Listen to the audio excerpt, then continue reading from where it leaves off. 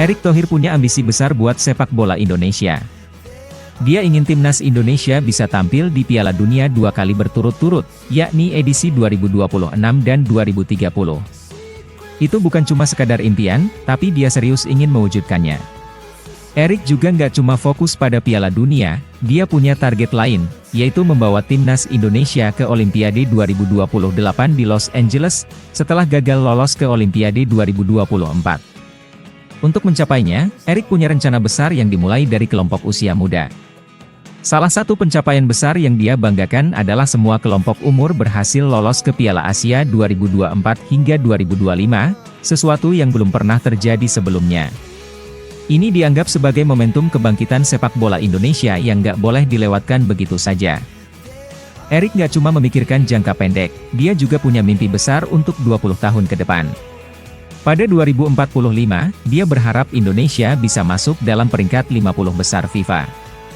Meski terdengar ambisius, Erick yakin target itu bisa tercapai dengan perencanaan yang matang dan berkelanjutan. Namun, dia juga sadar bahwa kelemahan utama yang selama ini dihadapi sepak bola Indonesia adalah masalah manajemen dan kontinuitas. Erick juga menegaskan bahwa sekadar mengandalkan generasi emas saja nggak cukup untuk membuat Indonesia jadi yang terbaik. Sistem yang kuat dan pembinaan yang berkelanjutan sangat dibutuhkan. Dukungan dari berbagai pihak, mulai dari pemerintah hingga supporter, sangat penting untuk mencapainya. Tanpa itu, mimpi besar timnas Indonesia di masa depan akan sulit terwujud. Jadi, semua pihak harus bekerja sama untuk membangun sepak bola Indonesia menjadi lebih baik lagi.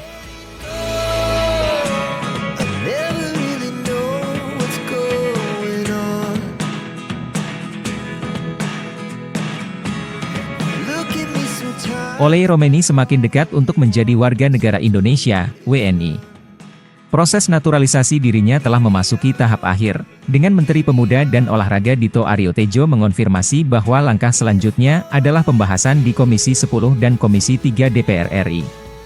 Rapat kerja ini dijadwalkan pada Senin 3 Februari 2025, dengan tujuan agar Romeni bisa segera diangkat sumpah sebagai WNI.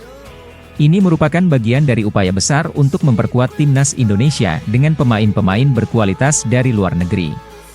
Menpora Dito berharap proses naturalisasi berjalan lancar tanpa hambatan berarti. Dito menegaskan bahwa semua tahapan telah dilakukan dan tinggal menunggu persetujuan resmi dari DPR. Jika semua sesuai rencana, Romeni bisa segera bergabung dengan skuad Garuda. Kehadirannya diharapkan menjadi tambahan kekuatan untuk lini serang timnas Indonesia yang semakin solid. Proses naturalisasi oleh Romeni mendapat dukungan penuh dari PSSI serta para penggemar sepak bola Indonesia.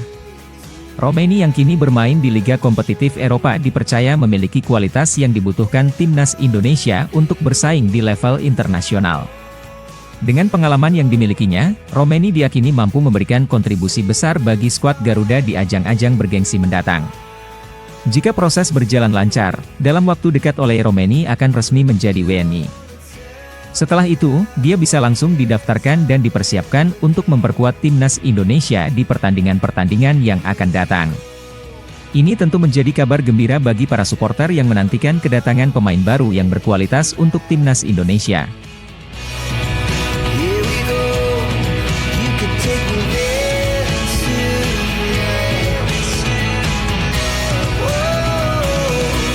Patrick Kluivert dan tim pelatihnya akhirnya tiba di Indonesia untuk memulai tugas mereka dengan timnas Garuda. Kehadiran Kluivert langsung menjadi sorotan, termasuk media Vietnam, The Thao, yang membahas debutnya sebagai pelatih Indonesia. Kedatangan mereka datang di momen penting, karena Indonesia akan segera menghadapi dua laga berat di kualifikasi Piala Dunia 2026 melawan Australia dan Bahrain pada Maret 2025. Sebagai langkah awal, Kluivert dan timnya hadir dalam pertandingan Liga 1 antara Persija Jakarta dan PSBS untuk melihat langsung kualitas permainan tim. Meski sudah berada di Indonesia, Kluivert sempat kembali ke Eropa untuk menyelesaikan beberapa prosedur sebelum bergabung sepenuhnya dengan tim. Namun, tiga asistennya, Alex Pastoor, Gerald van den Burg, dan Denny Lanzat, sudah berada di Jakarta sejak 1 Februari 2025. Kehadiran tim pelatih asal Belanda ini diharapkan bisa membawa perubahan besar dalam permainan timnas Indonesia dan mempersiapkan mereka untuk tantangan besar yang akan datang. Alex Pastoor, salah satu asisten pelatih Kluivert, dikenal sebagai pelatih berpengalaman yang pernah menangani beberapa klub di Belanda dan Austria. Gaya bermainnya yang mengutamakan penguasaan bola diyakini akan membawa dampak positif bagi permainan timnas Indonesia.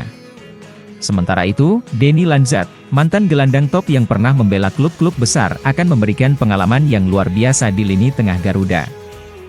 Gerald van den Burg, yang juga menjadi asisten pelatih timnas Indonesia, memiliki peran ganda sebagai pelatih kepala timnas U23.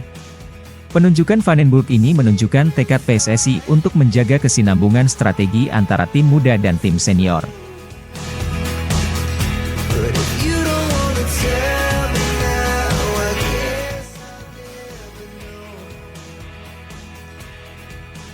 Patrick Kluivert menghadapi tantangan besar menjelang debutnya sebagai pelatih timnas Indonesia melawan Australia. Ada 4 masalah krusial yang bisa membuat skuad Garuda kesulitan di laga ini.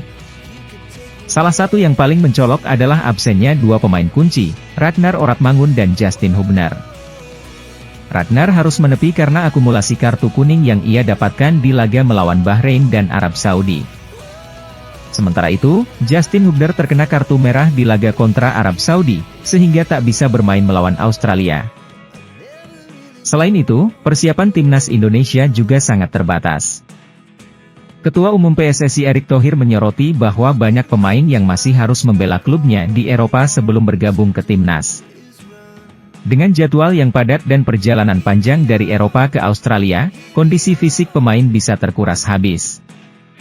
Patrick Kluivert harus pintar mengatur kebugaran para pemain agar bisa tampil maksimal di laga penting ini. Masalah lain yang dihadapi Kluivert adalah tidak adanya uji coba sebelum laga melawan Australia. Dengan waktu persiapan yang mepet, ia tidak bisa mencoba taktik barunya dalam pertandingan persahabatan. Ini tentu menjadi tantangan besar, mengingat laga melawan Australia adalah debutnya sebagai pelatih timnas Indonesia. Tanpa uji coba, Kluivert harus memastikan pemainnya langsung memahami dan menerapkan strateginya dengan baik di laga resmi. Terakhir, proses naturalisasi Jairo Ridwald yang masih belum tuntas membuat publik sepak bola Indonesia semakin was-was. Jika proses ini selesai tepat waktu, Jairo bisa menjadi tambahan kekuatan penting di lini tengah. Namun dengan kondisi saat ini, Kluivert tampaknya harus mencari solusi lain untuk menghadapi kekuatan fisik dan teknik Australia.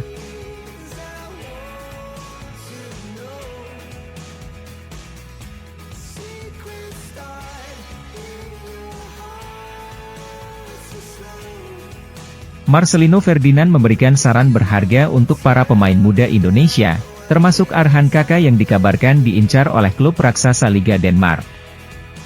Sebagai pemain yang sudah berpengalaman bermain di luar negeri, Marcelino menekankan pentingnya kesiapan mental dan fisik sebelum berkarir di luar negeri. Ia percaya bahwa pemain muda harus membuktikan diri terlebih dahulu di Liga Indonesia sebelum mengambil langkah lebih besar. Marcelino menegaskan bahwa bermain di luar negeri bukanlah perkara mudah. Selain persaingan yang ketat, pemain juga harus menghadapi tantangan hidup jauh dari keluarga serta perbedaan budaya yang cukup ekstrim. Oleh karena itu, ia menyarankan agar pemain muda seperti Arhan Kaka mempersiapkan diri sebaik mungkin sebelum menerima tawaran bermain di luar negeri. Menurutnya, banyak pemain Indonesia yang mengalami kesulitan saat pertama kali berkarir di luar negeri.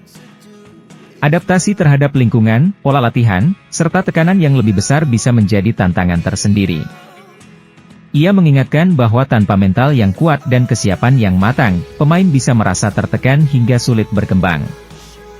Oleh sebab itu, membangun fondasi kuat di Liga Indonesia adalah langkah penting sebelum berkarir di Eropa atau liga luar lainnya. Dengan saran ini, Marcelino berharap para pemain muda tidak terburu-buru mengambil keputusan tanpa kesiapan yang matang.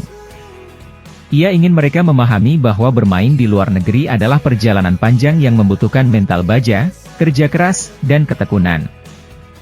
Jika semua itu sudah dipersiapkan, maka kesempatan sukses di luar negeri akan lebih besar.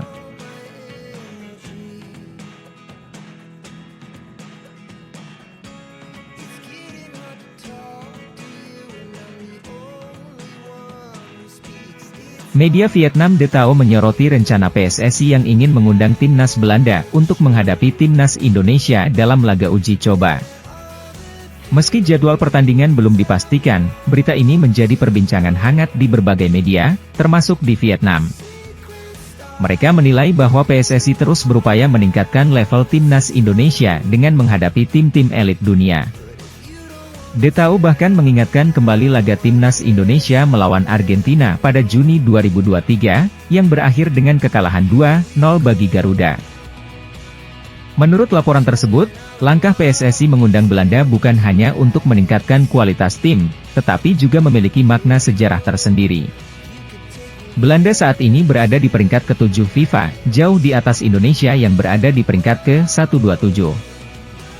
DTAU menilai bahwa menghadapi tim sekelas Belanda akan menjadi pengalaman berharga bagi para pemain Indonesia. Selain itu, ada faktor kedekatan historis dan banyaknya pemain naturalisasi Indonesia yang memiliki latar belakang Belanda, seperti Mes Hilger, Tom Haig, dan Jay Idzes. Media Vietnam juga mengapresiasi perkembangan sepak bola Indonesia dalam beberapa tahun terakhir. Mereka melihat bahwa timnas Indonesia semakin ambisius dengan menghadapi lawan-lawan kuat di level internasional. Namun, muncul pertanyaan apakah media Vietnam merasa iri dengan perkembangan timnas Garuda, mengingat mereka belum mendapatkan kesempatan serupa untuk menghadapi tim-tim elit dunia. Jika rencana laga melawan Belanda benar-benar terrealisasi, timnas Indonesia bisa mendapatkan pengalaman berharga dari tim yang memiliki kualitas dan tradisi sepak bola yang kuat. Hal ini sejalan dengan ambisi PSSI untuk terus meningkatkan level tim nasional di kancah internasional.